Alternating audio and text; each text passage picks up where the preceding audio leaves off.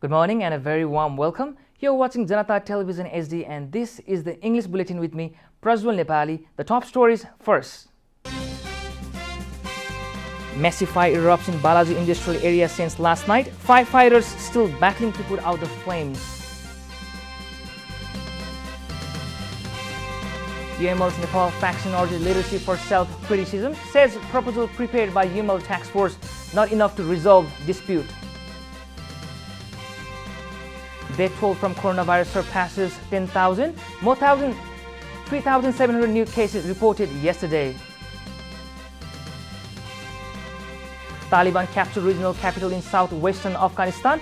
Insurgents continue to make rapid advances across the country. And Alison Felix becomes most decorated female track and field athlete, secures her 10th Olympic medal in Tokyo.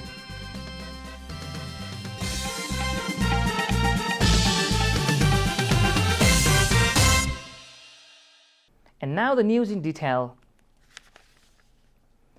A fire has erupted in the Balaji industrial area in the capital since last night. According to the police, the fire started in the warehouse of Nebico Biscuit Company within the premises of the industrial area.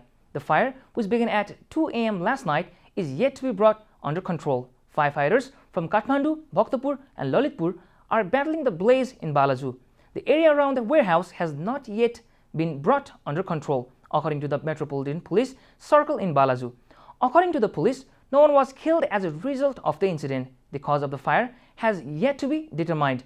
According to police, the fire may have originated as the result of an electrical short circuit.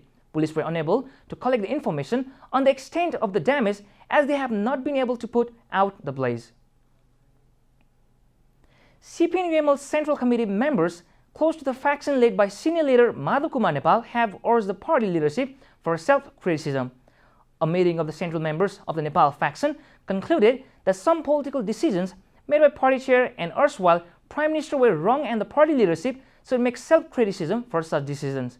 The meeting cited the lack of self-respect, culture of coexistence and we-feeling inside the party and underlined the need of promoting the culture of consensus in the days ahead, stating that the 10-point proposal submitted by the Party Dispute Resolution Task Force on July 12 was not enough to give a way out to the existing intra-party feud. The meeting concluded that more homework was needed for the dispute resolution.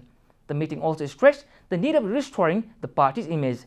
Central member Janata said that they wanted to be clear on the agendas as the 10-point pact prepared by the task force failed to clear all the issues. This is Janata Bulletin. We'll be right back after a short break.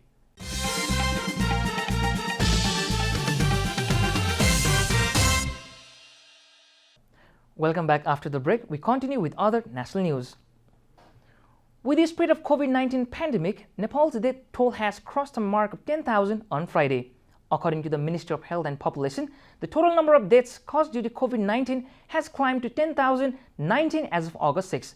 Nepal had reported its first COVID-19 death on May 16, 2020. The ministry yesterday confirmed that the country reported 25 deaths and 3,729 new cases of coronavirus across the country. Similarly, 1,885 people enjoyed full recovery in the past 24 hours. The ministry stated that a total of 710,509 cases have been confirmed through PCR tests so far, while 67,080 cases were detected through the antigen test. In the country, while 665,548 infected people have recovered from the disease. The Kathmandu Valley had yesterday witnessed a total of 701 new cases, including 471 in Kathmandu, 147 in Lalitpur, and 83 in Bhaktapur district. The number of active cases has climbed to 34,942. And now the news from economic front.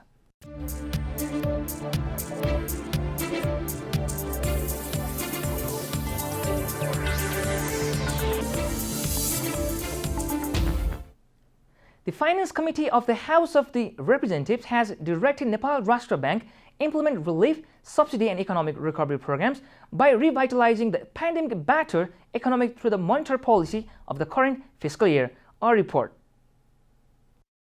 Chairperson of the Finance Committee of Parliament, Krishna Prasad Dahal, informed that the committee issued a 17-point directive including promotion of key dynamic areas of economy and attaining the goal of rapid growth.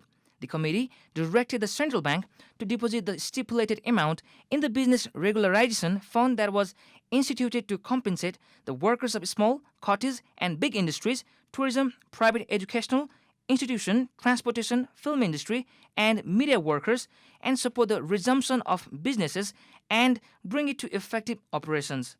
President Dahal further said that the committee instructed the central bank to expand business area and amount ceiling as the NRB's subsidized interest rates of 5% has positively impacted the COVID-19 affected enterprises.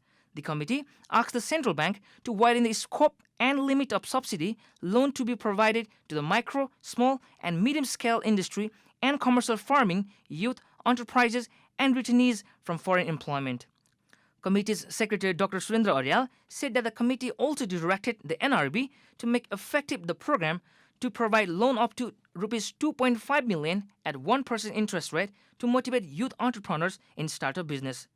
The committee also asked the NRB to focus the monetary policy in mobilizing resource for economic growth, promotion of domestic entrepreneurship and export, replacement of import and production-oriented sector.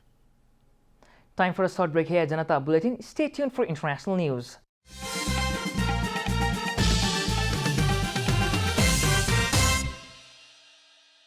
Welcome back. Now the international news.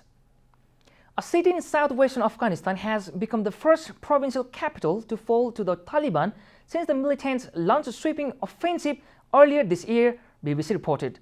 Local officials said the Taliban had captured Zarans in Nimroz province in a major blow to government forces. The insurgents continue to make rapid advances across the country as foreign troops withdraw.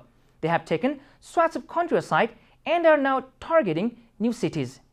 Other provincial capitals under pressure include Herat in the west and the southern cities of Kandahar and Lashkar Gah.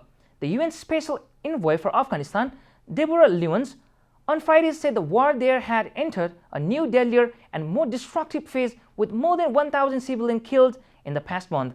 The last time the Taliban captured a provincial capital was in 2016, when they briefly held the northern city of Kunduz.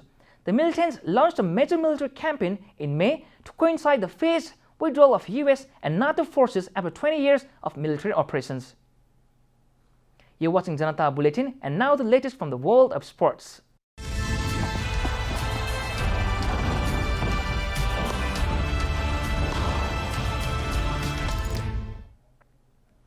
American Allison Felix became the most decorated female track and field athlete of time by taking 400-meter bronze for a 10th Olympic medal.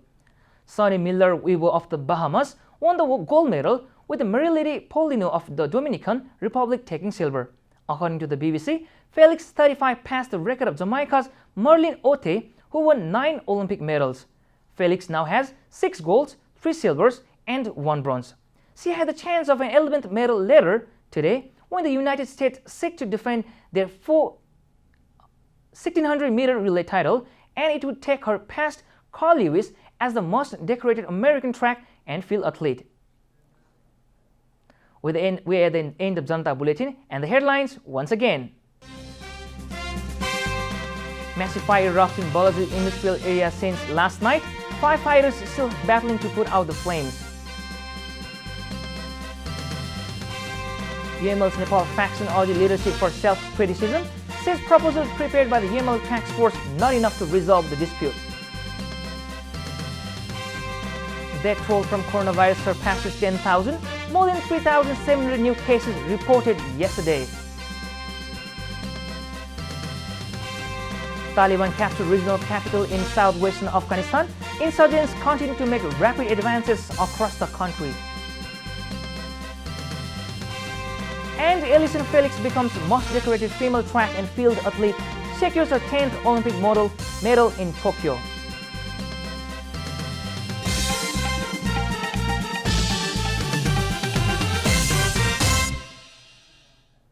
And that's all from the English News Desk for today. You can follow Janata Television and our programs on various social media platforms, including our website at janatasamachar.com.